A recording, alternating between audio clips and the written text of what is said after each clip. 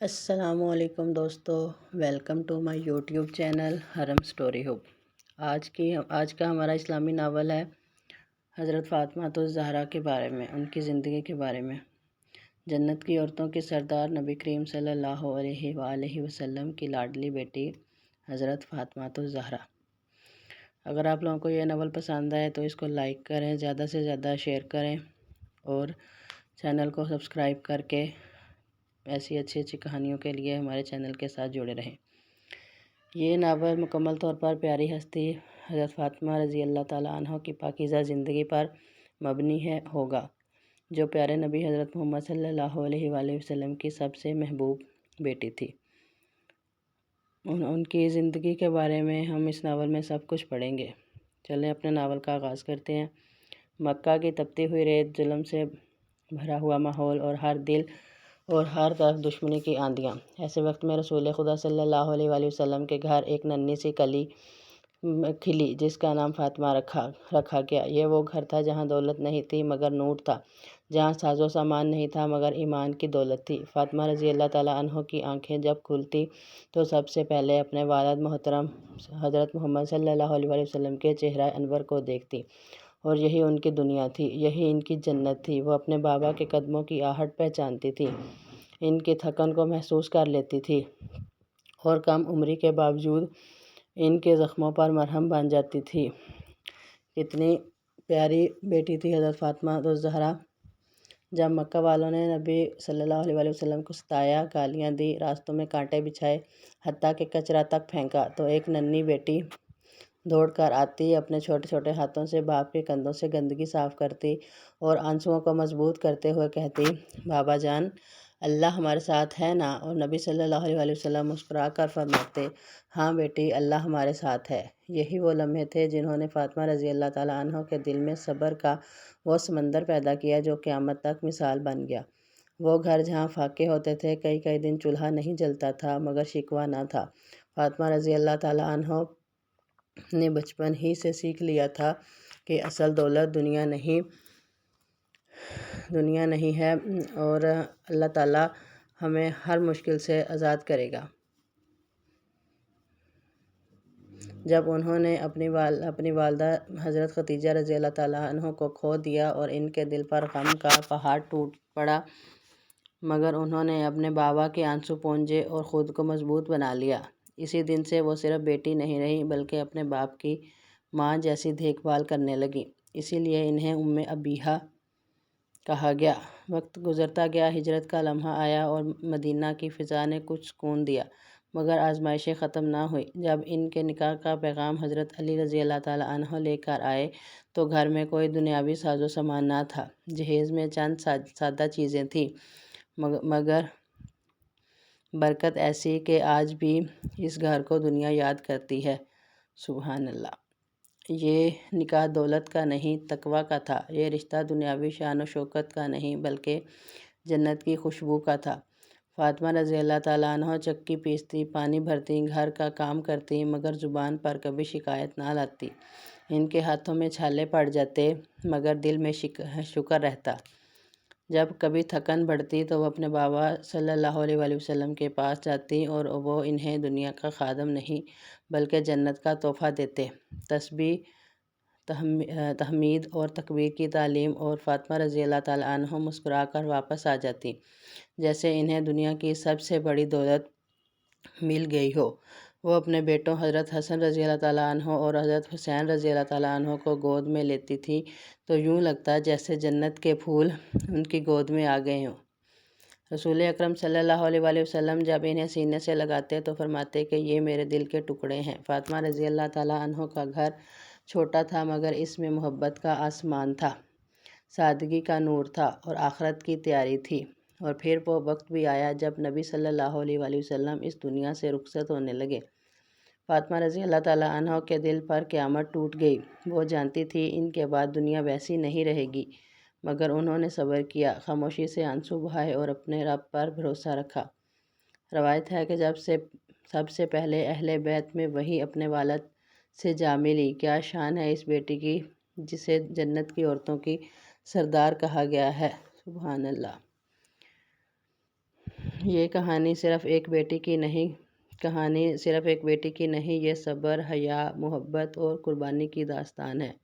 یہ اس ہستی کی زندگی ہے جس پر جنت ناز کرتی تھی۔ اللہ تعالیٰ نے حضرت فاطمہ رضی اللہ تعالیٰ عنہ کو جنت کی عورتوں کا سردار بنایا ہے۔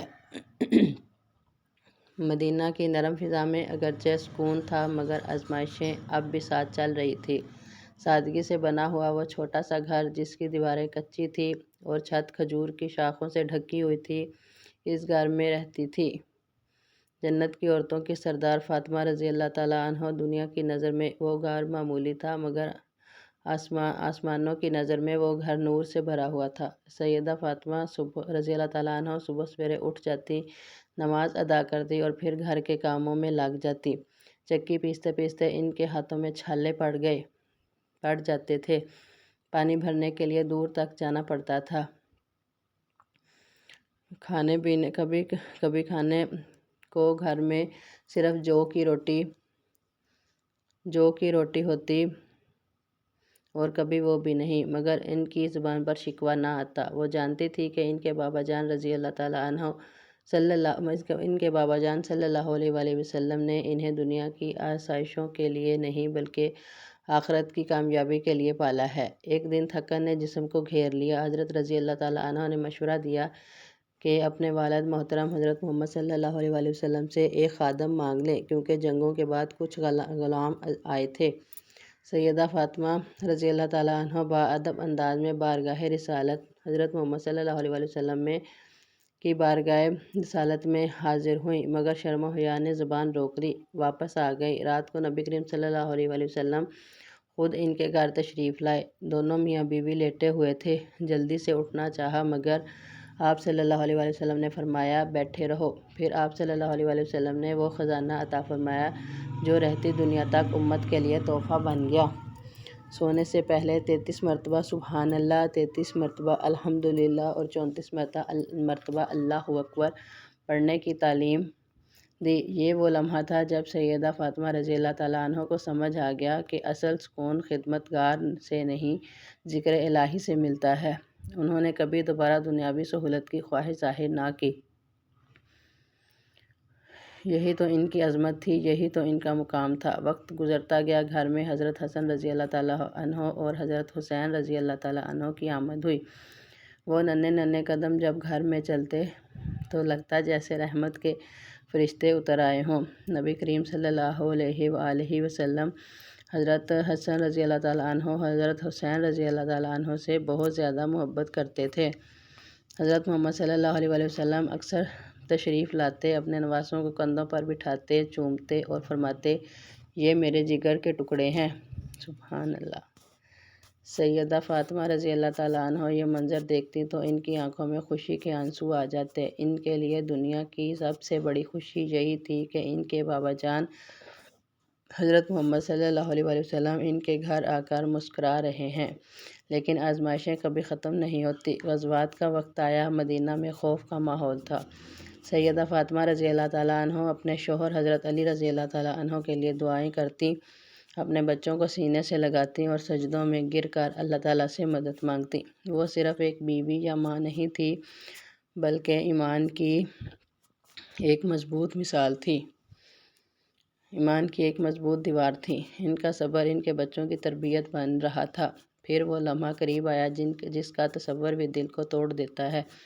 نبی کریم صلی اللہ علیہ وآلہ وسلم کی بیماری کا آغاز ہوا۔ سیدہ فاطمہ رضی اللہ تعالیٰ عنہ بے چین رہنے لگیں۔ جب وہ اپنے والد کے پاس جاتی تو آنکھوں میں آنسو چھپانے کی کوشش کرتی۔ ایک دن آپ صلی اللہ علیہ وآلہ وسلم نے انہیں قریب بلایا، کچھ آہستہ سے فرمایا، پہلے وہ رو پڑیں پھر مسکرا دیں۔ صحابہ رضی اللہ تعالیٰ عنہ حیران تھے مگر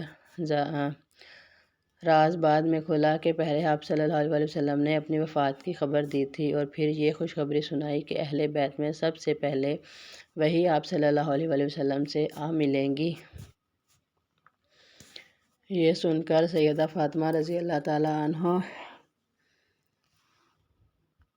حضرت فاطمہ رضی اللہ تعالیٰ عنہ کا دل ٹوٹ گیا اور جڑ بھی گیا۔ جدائی کا غم بھی تھا اور ملاقات کی امید بھی۔ جب نبی کریم صلی اللہ علیہ وسلم اس دنیا سے رخصت ہوئے تو مدینہ کی فضا سوگوار ہو گئی۔ سیدہ فاطمہ رضی اللہ تعالیٰ عنہ کے لیے یہ سب سے کڑا امتحان تھا۔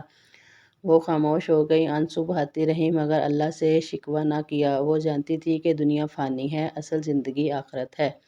ان کی طبیعت کمزور رہنے لگی، غم نے جسم کو گھلا دیا، مگر ایمان مضبوط رہا۔ اور پھر چند ہی ماہ بعد وہ وقت آیا جب جنت کی عورتوں کی سردار اپنے بابا جان حضرت محمد صلی اللہ علیہ وآلہ وسلم سے جا ملی۔